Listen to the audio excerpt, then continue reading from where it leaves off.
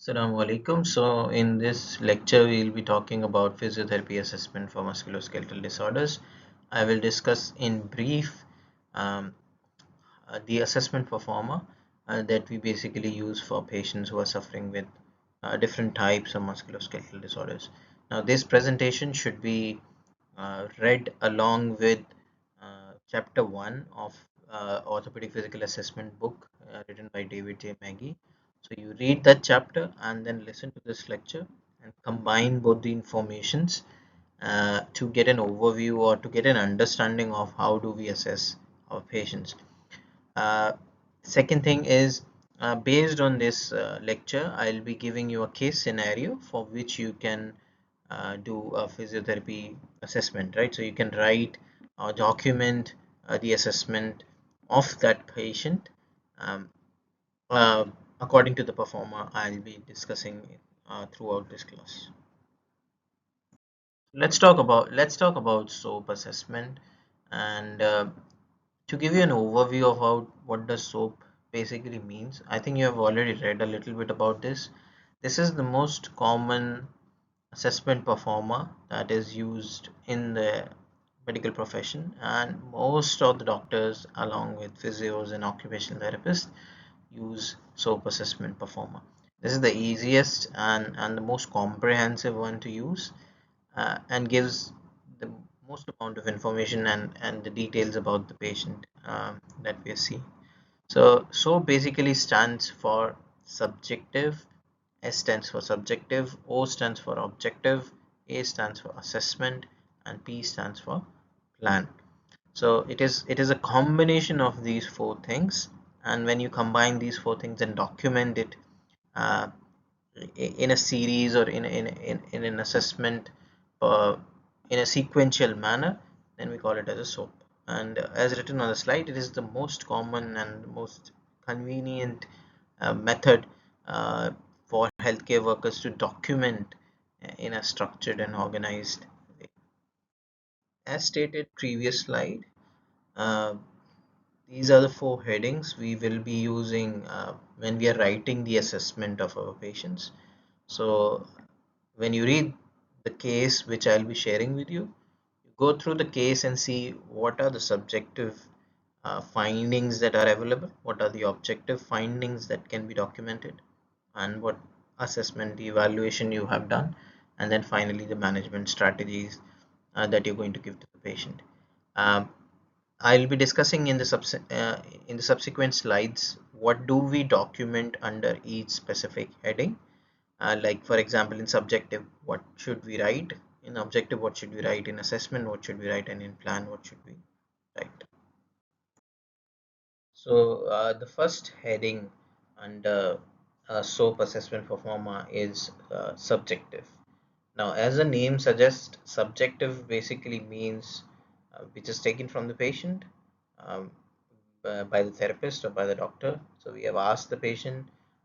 We asked the patient why is he in the clinic, why he has come to the hospital.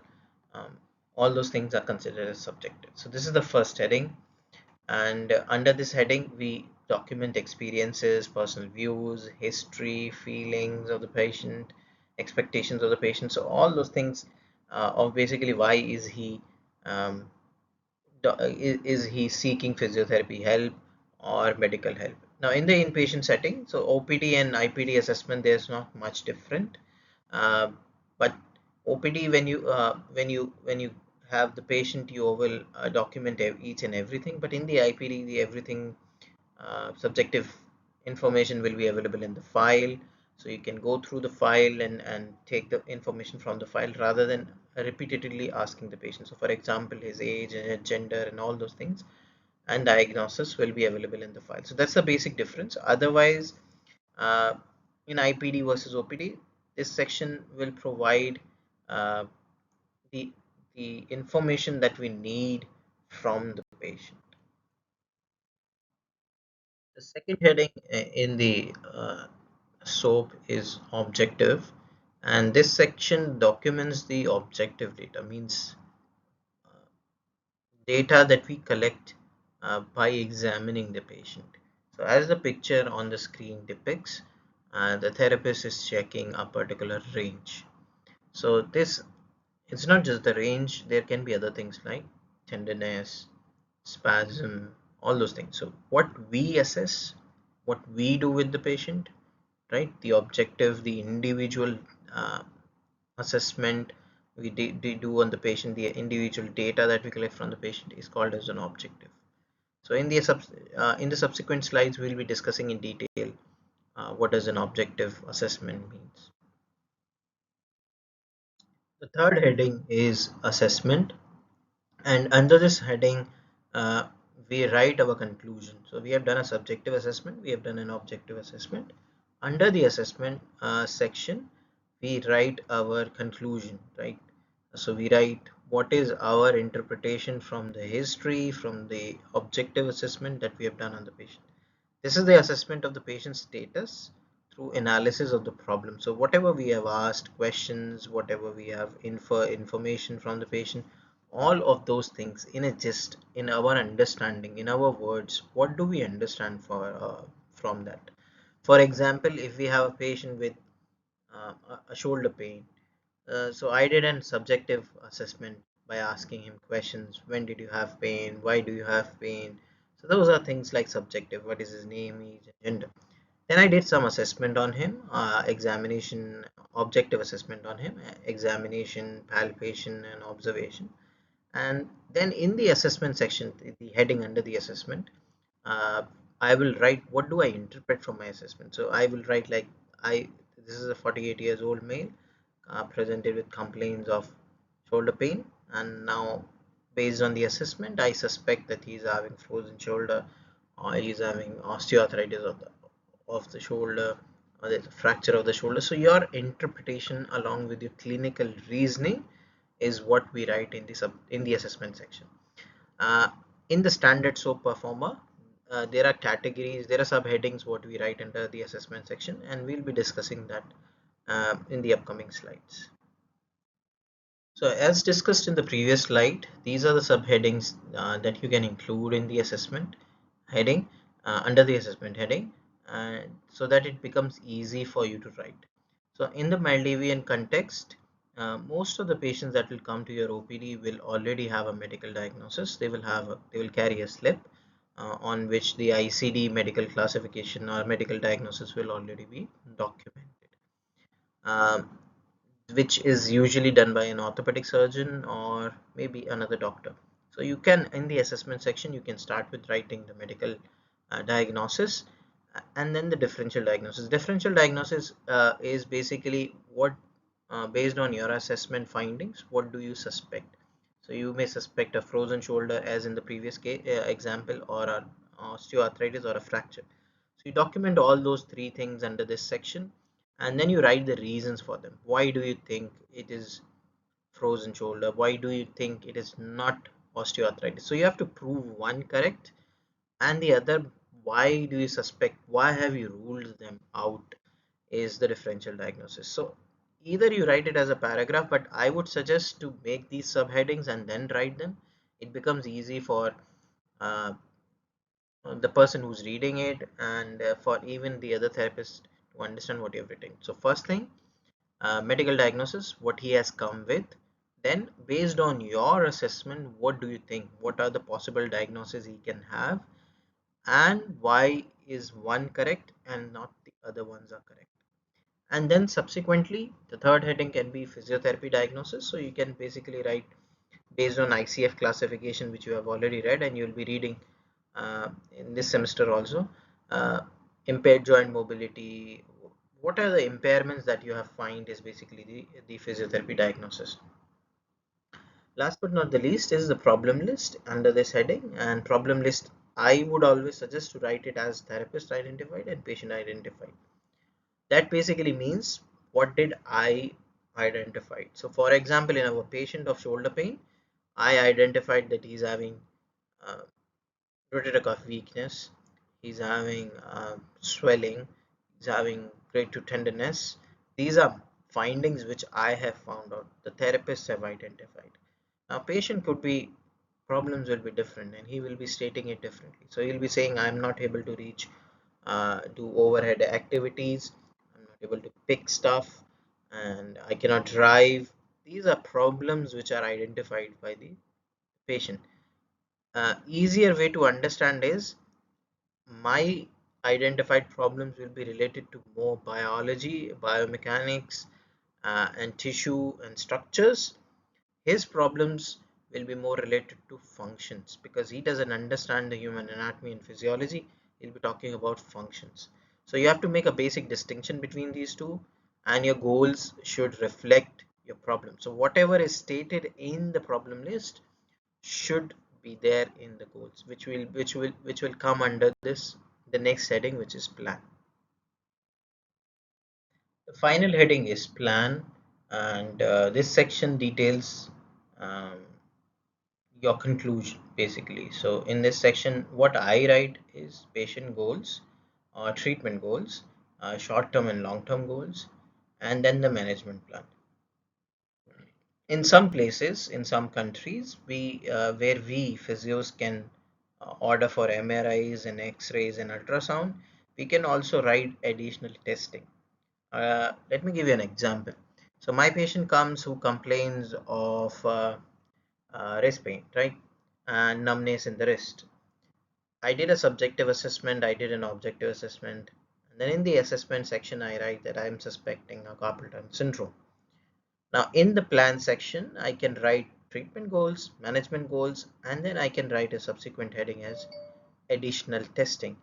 So I can under the additional testing, I can write as uh, get yourself test for nerve conduction studies, or get an ultrasound done of your wrist, get an MRI done of the wrist and the elbow to see whether the nerve is getting irritated, impinged.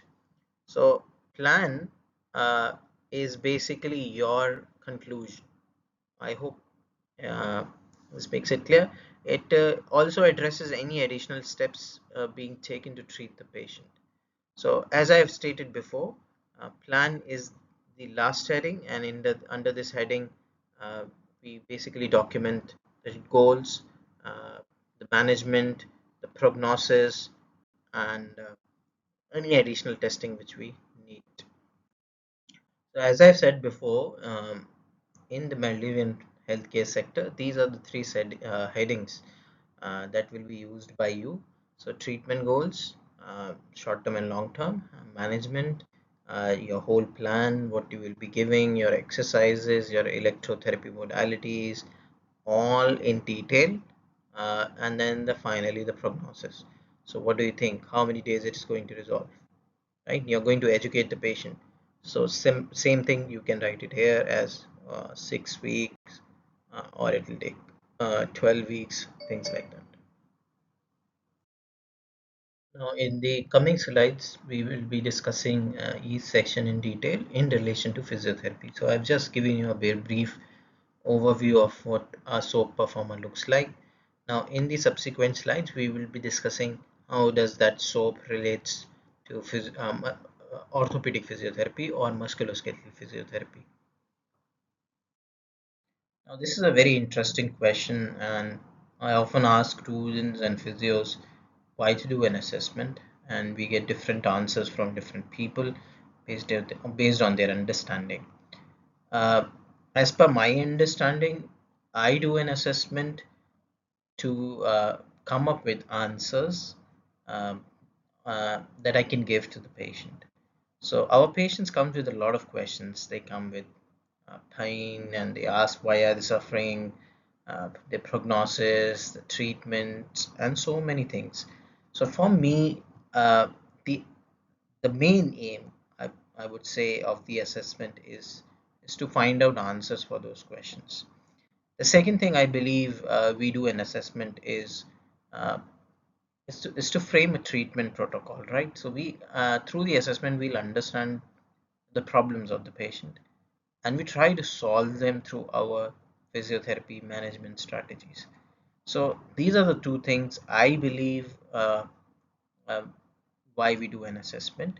But the often answer I get to this question when I ask other physios is they say maybe to reach a diagnosis. Definitely, the assessment will reach to a diagnosis, but that's not the main aim of the assessment. The main aim of the assessment is to design a treatment protocol that is patient centered, that is according to the patient's problem, or the second thing is to get the answers for what the patient is asking. So in the next slide I'll be talking about what are the three questions that I believe the patient usually asks. You can relate to them. If you have seen patients and you have interacted with them, you'll understand that majority of the patients asks these three questions, and through assessment we are most of the times able to give them an answer. So these are the three questions I believe they usually ask, and they're worried about is why are they in pain? Uh, so they will come up and they'll say they have back pain, and then the second question is why are they having back pain? They want to understand what's the problem, what is going on, and what is happening. So because of what they are having pain.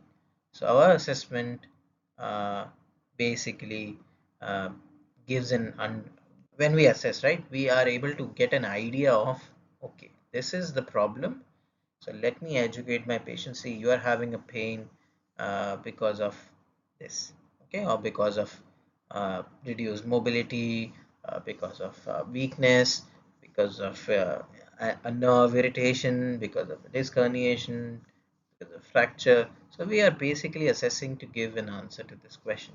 Second most common question is, when will I get better? So they will ask, okay, I have understood that I am in pain because of this reason. Can you, so till when I need to come for physiotherapy? How long it is going to take? Will I be better? So this is the follow-up questions they usually have when you assess and tell them that, see, this is your problem. The follow-up questions is, okay, how long? For how long I need physiotherapy, or for how long will I get better? So this is the second question that I often get from patients.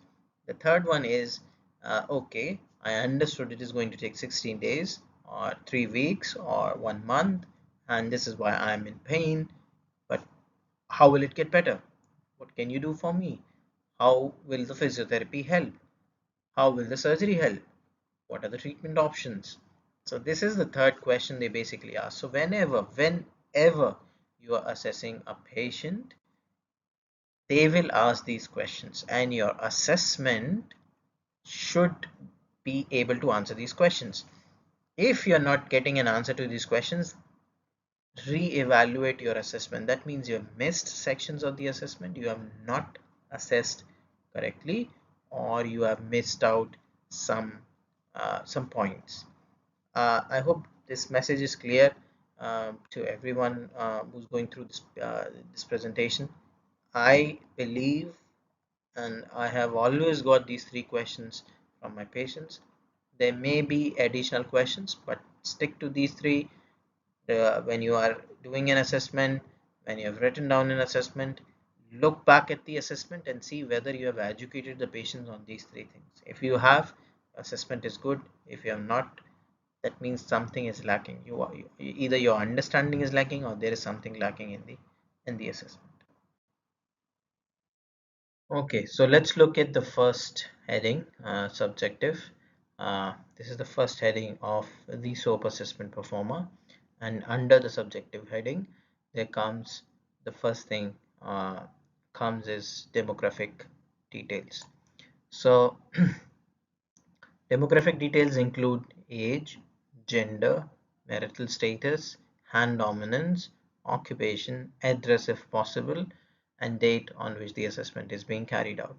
If it is a surgical patient, it will also have a heading here you can mention is a post-operative day, right? Or a post-operative week.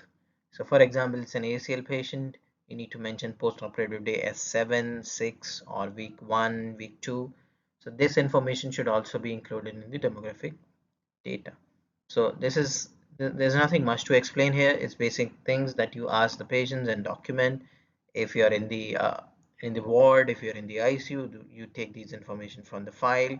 If you're in the OPD, you take these information from the patient. Next up is chief complaints. So below the section of demographic details, there will be a section known as chief complaint or presenting problem. Chief complaint in the case when you are doing an OPD assessment, presenting complaint if you are doing in an IPD assessment, because chief is he has come to you with back pain. This is the chief complaint. But in the IPDs, he will already be admitted, so there will not be a chief complaint. He would have presented to the hospital with the problem, and now you are assessing him later on to see how you can help him. So chief complaint is the presenting problem and is always and always documented in the language of the patient. Do not write technical terms here. Just write what did the patient say. So not able to lift the hand, uh, or there's pain in the butt, there's pain in the back, there's numbness. Whatever they say, just document it as it is without any description, just in their language, in their words, simple, uh, a description without any details. And the second important thing is the chief complaint should always and always have duration, for how long uh, he has that. So,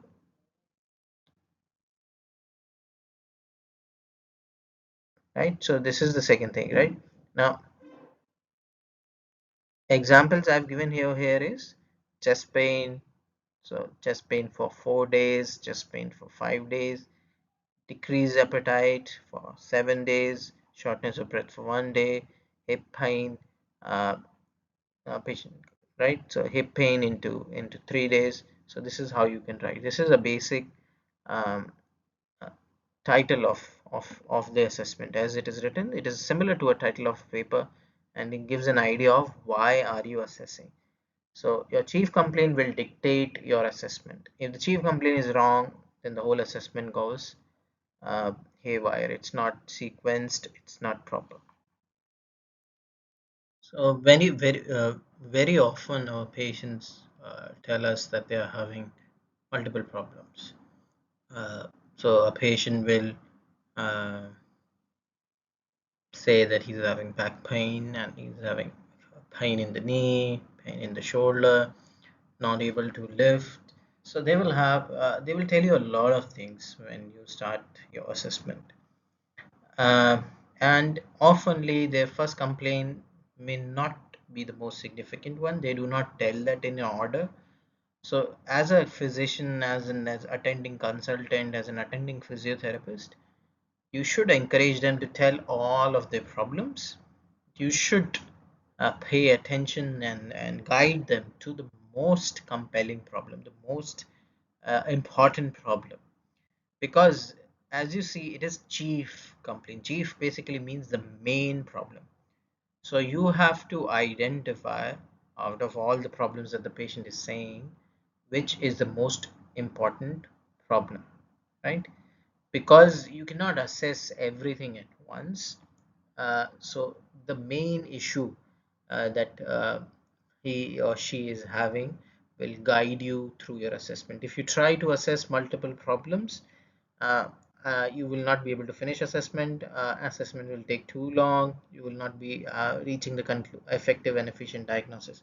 So please remember, identifying the main problem must occur to perform effective and efficient diagnosis, to reach the answer to the questions, to given to design a treatment protocol. Next thing within the subjective assessment is history of present illness. Now this is the place where you will define the chief complaint. So this is uh, a place where you will talk about everything about the chief complaint, and you can use medical terms here. And it usually starts like a 47-year-old male presented to the physiotherapy OPD with hip pain, or you can also write like the patient was well uh, 10 days back, when all of a sudden or gradually the pain developed. So it has to be a story told by the patient, written by the therapist. And please remember, this is in detail. So this is not a brief summary. This is a detailed description of chief complaint. So if the patient comes with shoulder pain, This is a detailed description of the shoulder pain. What, how, when, all those questions should be answered through or should be visible in the present illness.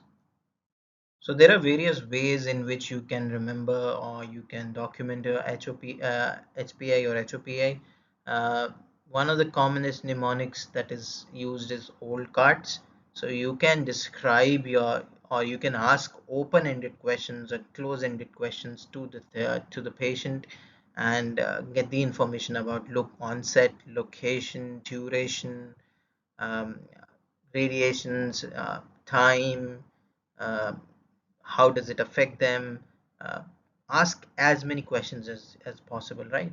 Old cards is just I'm just giving you this a brief uh, overview of how to go about it, but you will learn more when you start taking histories, right? And the other thing is you need to read the history of present illness, how to take it from chapter 1, David J. Maggie. So you can go through that and see how history of present illness is seen. I will also share a few videos where you can see how an expert clinician, expert physios are taking history. But remember, it is their story, so allow them to tell their story, guide the story through questions, right? And you will be able to come up with good questions only if you know about uh, the disorders, the diseases. So you need to go through theory. Theory is very important. So whatever conditions you have already read, you need to revise them, like osteoarthritis. So you know when the patient is talking about osteoarthritis that it is osteoarthritis. So you can ask questions related to them. So you are a guide. You are not anything else here. In the history of present illness, you're just guiding the patient, uh, and the patient is telling the story. So you're basically a writer here, and you're just gauging the information from the patient. So it has to be in detail. It has to be very focused on the chief complaint. So this is basically history of present illness. So we will discuss this in the classes throughout this semester, how important history is for clinical reasoning. But as of now, when you're documenting the in the soap performer, this is this is the heart of the soap performer. So it has to be very well written and very deeply explored from the patient. So as I told in the previous slide, right, you are the guide. So it is important for the clinicians to focus on the quality and clarity of their patient's description rather than include excessive detail. This basically means that they will tell stories of mm, things that are not related to the condition. So as I said, you are the guide there. You know the human anatomy and physiology. You know how the disease has signs and symptoms. So you just ask questions to get clarity, to get good quality answers from the patients, right? So guide them and avoid any excessive information which is not related to the condition. For example, my patient comes and says, I have back pain, and I asked, okay, for how long do you have back pain? Can we talk about it? So he says it's been there for 5 years. So I will dig in deep and ask everything, how did it started and all those things. But all of a sudden, the patient starts to say that he had a fall when he was 5 years old. This is not related. We know that, right? So the patient is 40 years old now. He had uh, a trip at 5 years old. Is a long journey. The body would have healed, would have developed, would have grown. So, or he may be talking about some other disease like he has uh, gastric issues, which may not be related to the shoulder pain. So you stay focused, guide them with open-ended and close-ended questions to the right direction, right? And when you're listening to the story, right, we pay focus to anything in the history which may direct us that to a red flag, right? So he may say that there has been a weight loss and he's been on and off fever along with this back pain. So this should strike your mind and should guide you that, oh, I'm seeing a red flag or I'm hearing about a red flag. I may need to so when you're assessing, when you're examining, you need to look for confirmation of these red flags. And red flags, if present, means that the patient needs to be referred, and we'll be discussing about red flags in detail, um, how to assess them. But from the history, from his description of his symptoms, his problems, if you get any hint of red flags like cancer or any other diseases which are serious, a stroke or hypertension, or any other things like change in vision, hearing, anything which is serious and which is not related to the current problem, uh, or is an abnormal response to a disease, you need to be very careful and you need to document it in the within the history of present illness. You can write it down that there is identification of certain red flags, and you can mention the red flag which you have heard from the patient. So this is another important thing that you need to take care of when you're taking history. So you're listening to the story of a back pain patient, and all of a sudden he says he had tuberculosis, he has weight loss, and there's persistent pain at night. The pain doesn't improve on anything. These are all red flags which needs to be documented, which needs to be assessed, which needs to be further evaluated. So please remember, don't just listen to the story, pay attention to the story, listen attentively, and look for red flags. Don't just look for the history of present illness, look overall what the story the patient is dictating. So as we all know, 90% of the musculoskeletal patients present uh, with the signs of pain or limitations of movement. So pain history is key and is the most important part of the subjective history. And in orthopedic physiotherapy, this is a separate section. So demographics, history of present illness, and then pain history. Pain history is a separate heading where we evaluate pain in terms of different things, onset and all those things. I'll be sharing a second PPT on pain history, and we have already discussed pain in electrotherapy and so on, right? So this we will further discuss how to evaluate pain and what all things we need to discuss about pain. But pain history is a separate section under the subjective history. Then comes history of past illnesses, uh, and here either you can write it as general past illness. My suggestion is to divide the past illness into different headings like medical history, like surgical history, family history, social history, economic history, personal history. So you can divide history of past illness. Under this heading, you can write these subsections: medical history, surgical histories, family histories, all those things. And uh, the advantage of dividing it into different categories is easy to read, easy to understand. So this is simply documenting other things which may or may not be related, but we are taking them so that we do not miss anything. So take all the information, ask about any previous surgeries, any previous uh, any family history like genetics running in the families, then any social histories, like socioeconomic history, any drinking habits under personal history. All those things needs to be documented under history of past illnesses. And last but not the least is review of systems, ROS. Um, this is basically a system-based list of questions. There are standardized forms available which you can print and paste it in your assessment performance. These are basic general questions asked so that we are sure that what we are seeing and what we are dealing with is a musculoskeletal problem. It is not related to any other problem, any other system, sorry, any other physiological system. It is purely a musculoskeletal problem. Even if it's a musculoskeletal problem, sometimes the patient will have other comorbidities, or he may have other systems which may be affected by the problem. So review of systems, all the 10 systems of the body: the endocrine, the neuro, the urinary, the reproductive, and the pulmonary, the cardio, all those things.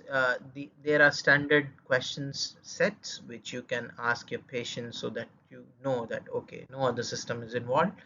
I'm only and only treating musculoskeletal. If there is another system involved, then you need to decide whether you can treat it or he needs further help. For example, you assessed and you find out that he's having hypothyroidism, or uh, there may be a diabetes going on.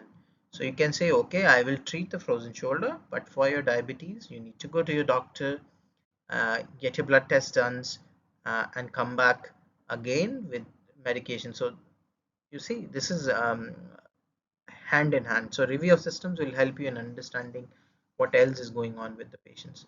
And this is more important when you're dealing with older patients rather than younger patients.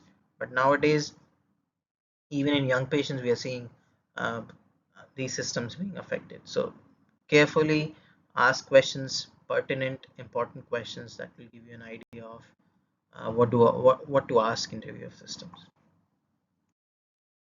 Then comes current medications and allergies. Now, in the standard soap performer, the original one, which was described in 1950s, this was a separate heading.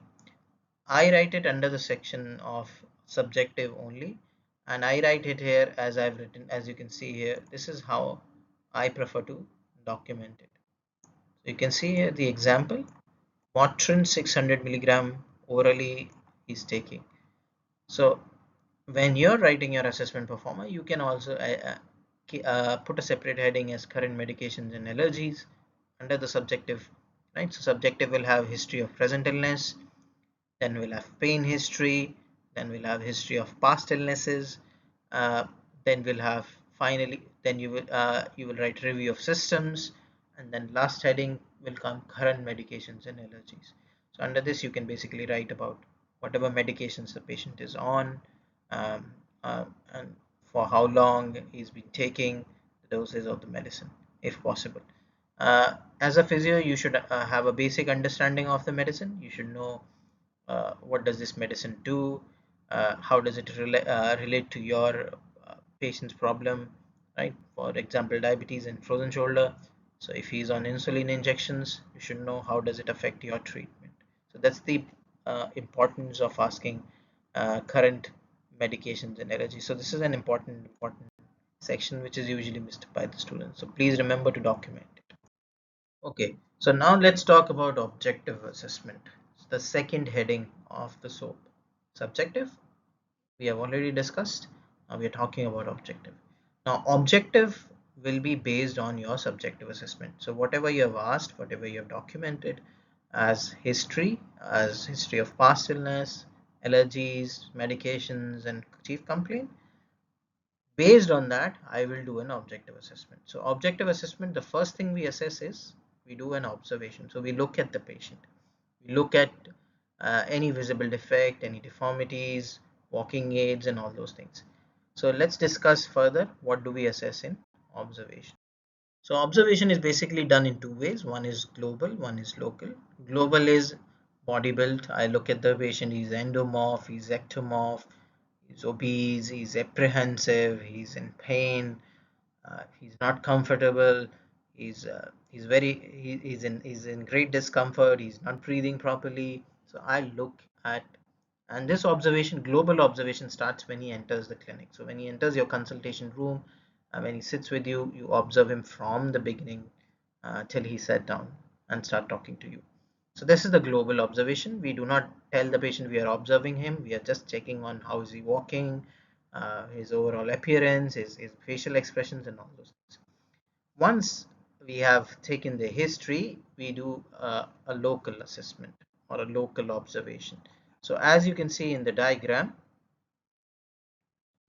there is something on the skin. So we look for different things here. We look for muscle wasting, we look for any swelling, any edema, we look for any deformities, we look for some form of skin changes as you can see on the skin here. You can look for any bandages, you can look for any external appliances. He might be having a catheter, walking aid, orthosis.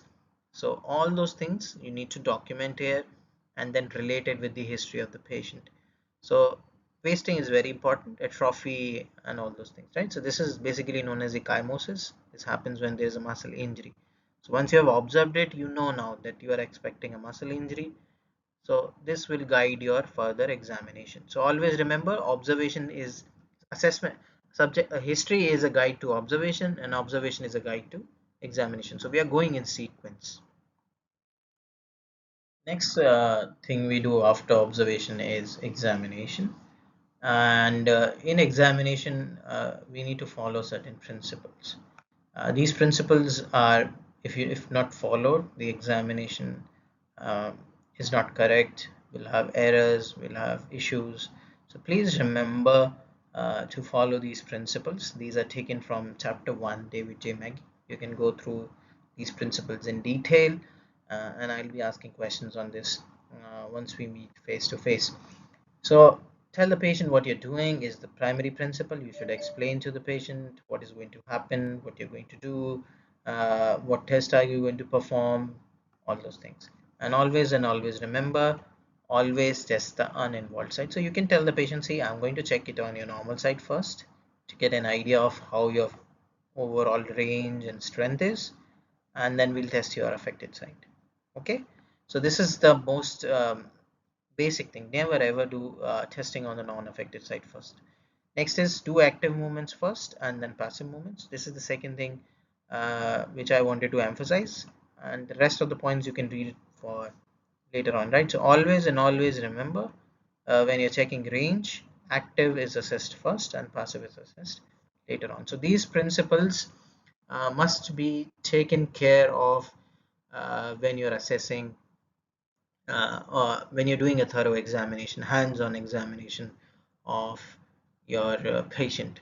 Okay, uh, please go through these principles from the book, read them in detail, memorize them, inculcate in your practice. Always and always and always remember them before doing any examination. So this is the most important slide, and is taken from again the same book, Maggie, and this is what I follow, and I have been following for almost 7 to 8 years of patient interactions. So here let's just discuss this in a little detail so that we can get an idea of what to do. So you can see here, this is history, right? So this is already done. This is a subjective part of the assessment. So you have already done the subjective. You have already taken all those informations, and now you're doing an objective examination. So next thing you can see on the screen is observation, right? So this part, observation. So here again you can see that this one, this is where you start your objective assessment, right? So you have observed your patient, and you have looked at all the things which we have further discussed. Now, as the diagram suggests here, everything is based on history and observation. So you can see spinal assessment, you can see peripheral assessment, right?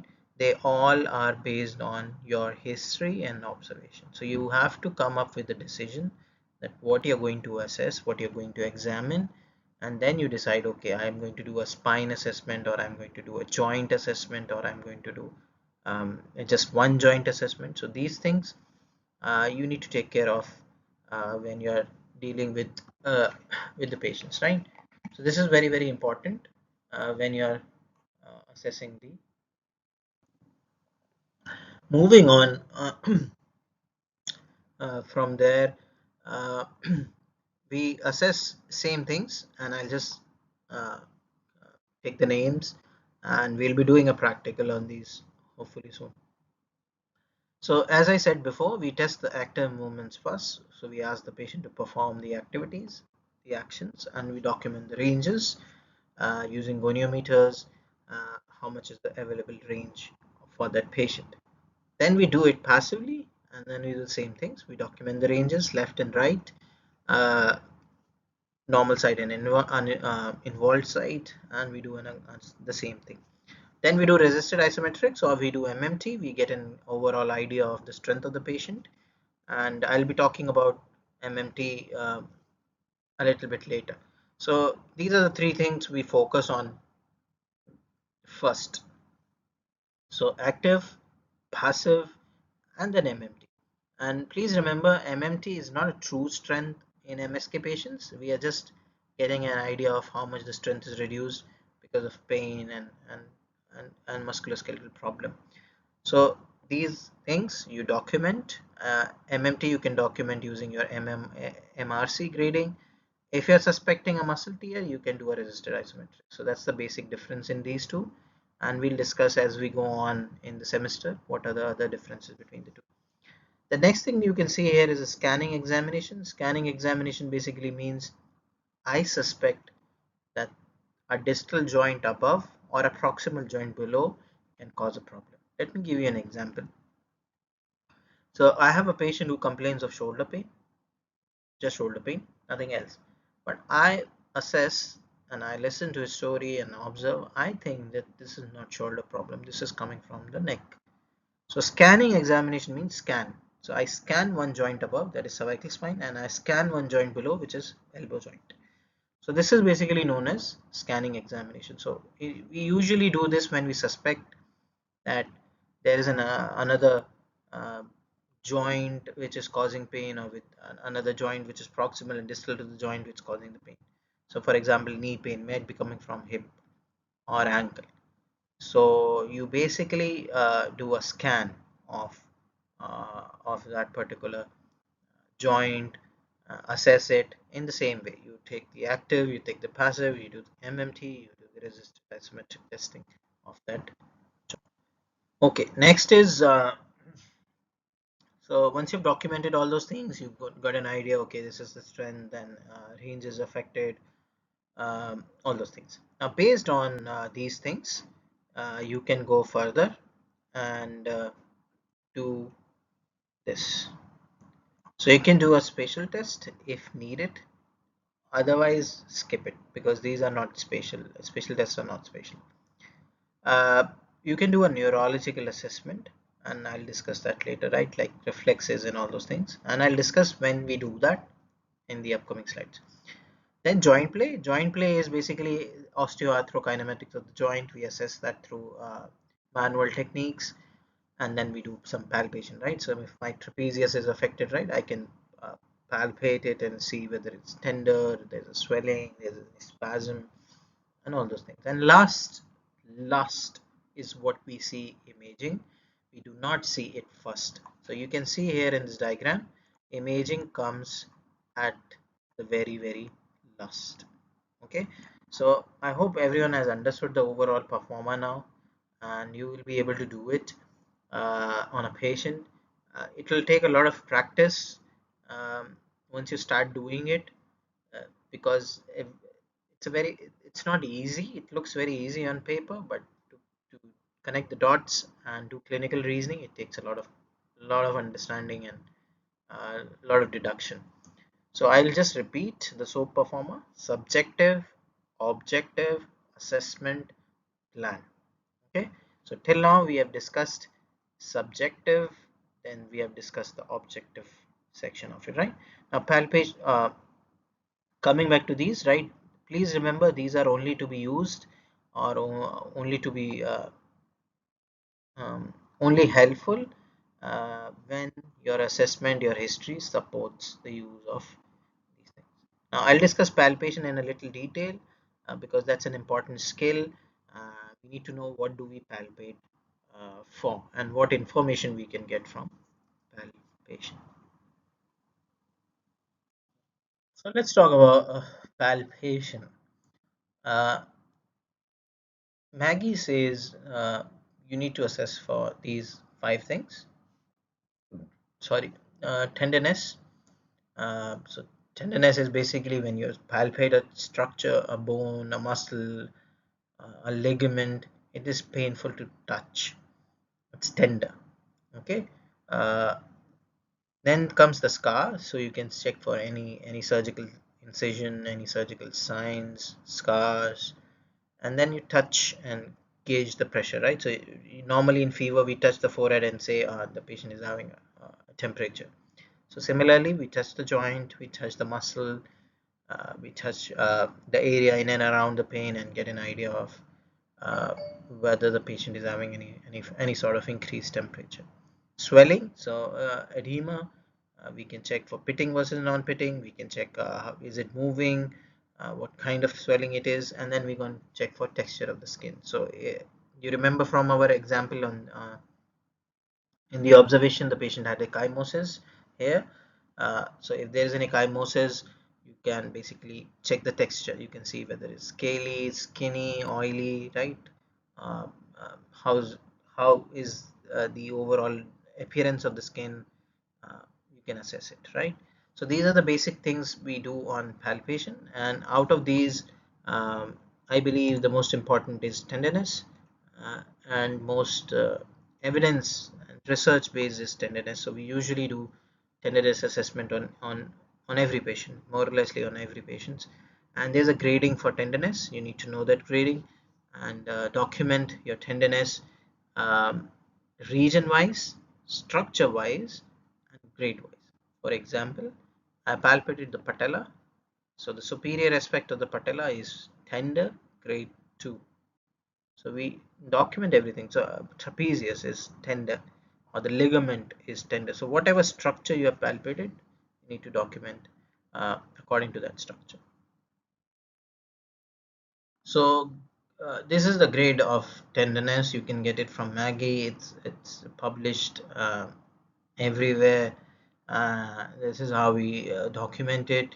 And the higher the grade, uh, the higher the tenderness, the higher the probability of problem. So as you can see, grade 4 is patient doesn't allow touching the part. That means it is very, very painful.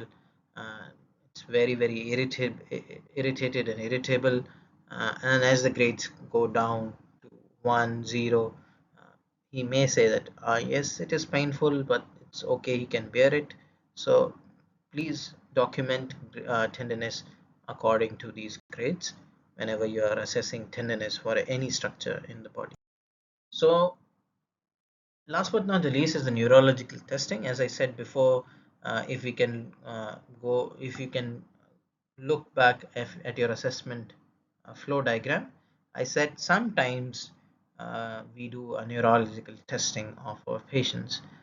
This we do when the patient complains of neurological signs and symptoms like numbness, tingling, radiation, pain traveling through from the neck to the arm, or from the back to the leg, or from the chest to the joint. So whenever there's a patient says that numbness, all the signs of nerve compressions and nerve irritations, since it's a peripheral nervous system, you know that, right? Nerves and the dermatomes and the myotomes, we do a neurological testing for that particular patient.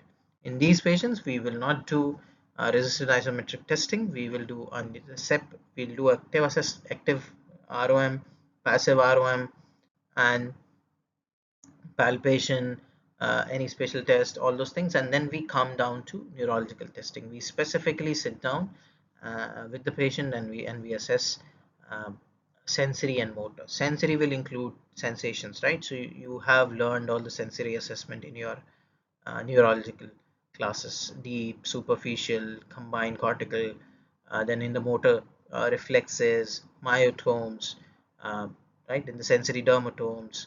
So all the peripheral nervous system assessment you do and check whether there's any problem in the lower motor neuron system, or there is any problem in the peripheral nervous system.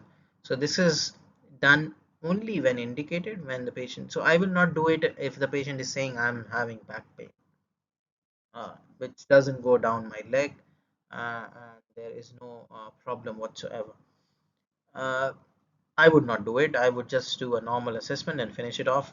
But if my patient says there's back pain which goes into my leg, there's problem in bladder and bowel, definitely there's some nerve which is irritated, which is inflamed. So I would assess which nerve, where is the lesion in the nerve, where is the problem in the nerve, so that I can treat it at that particular level. So neurological testing is very important, reflexes and all those things, but only and only when indicated. Not all of our ortho patients will have neurological signs and symptoms. Some of them will have, and you need to assess. Common example: cervical myelopathy, lumbar canal stenosis, these patients, you need to do a neurological testing. Now, last but not the least is the balance. Uh, Balance is only assessed again in if there is any neurological signs and symptoms present, or if if it's a um, traumatic patient, because trauma patients will have reduced proprioception, and in these patients we need to assess balance to see whether they have any impaired balance. I have categorized it under neurological testing because balance is more to do with sensory motor integration or somatosensory system.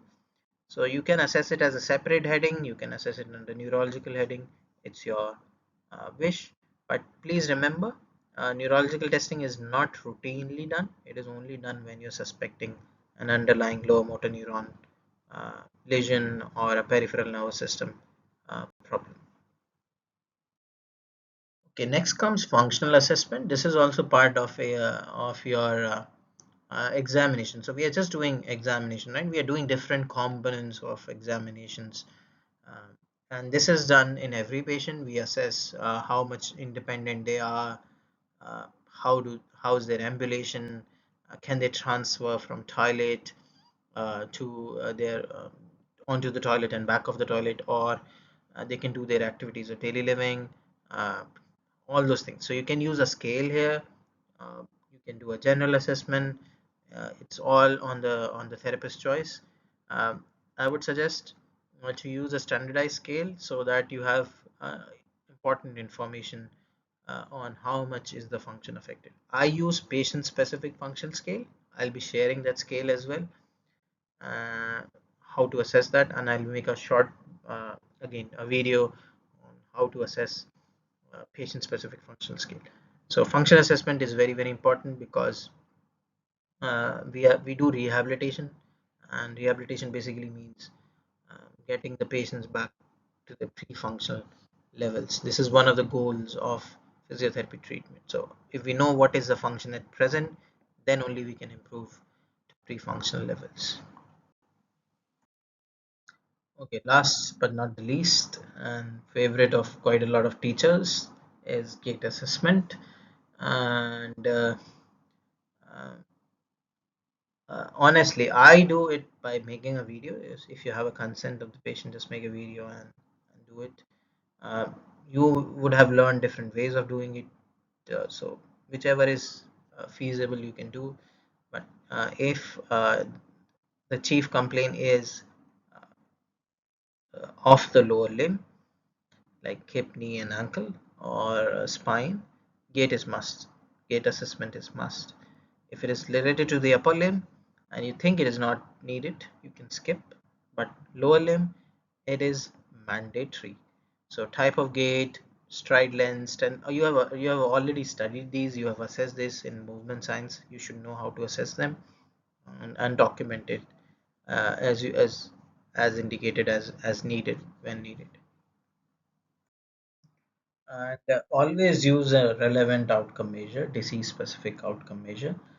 uh, we have different outcome measures already being discovered and published by different authors on different diseases. So you can use um, any one of them for your patient. So for example, if I'm seeing a patient with uh, knee osteoarthritis, knee pain, I can use WOMAC. Okay, WOMAC is a scale which gives me an idea of how much impact uh, the disease is having on a person's life. So through my therapy, the impact of disease on a person's life should decrease, and this will only be possible if I have done a WOMAC assessment or used a WOMAC scale on the patient. Another example which I can give is a very commonly used outcome measure is DASH. DASH is disability of arm, shoulder, and hand. This is used for upper limb. So if your patient is having a problem in the upper limb, you can use this and see how much impact the problem is having on his daily life, on his functions. So again, your treatment should reduce the impact on his daily life. The treatment you're giving, the strength training, the stretching, and functional training, whatever you're doing with the patient, this should again improve the overall outcome of the patient. Okay, so I think this is the last slide, and let's see what's next. Okay, so this is the last slide. So thank you for listening uh, for almost an hour. It's a very heavy slides, so you need to go through it. And along with this PPT, you need to go through chapter one from Maggie, and you can read all those things. All these things are there.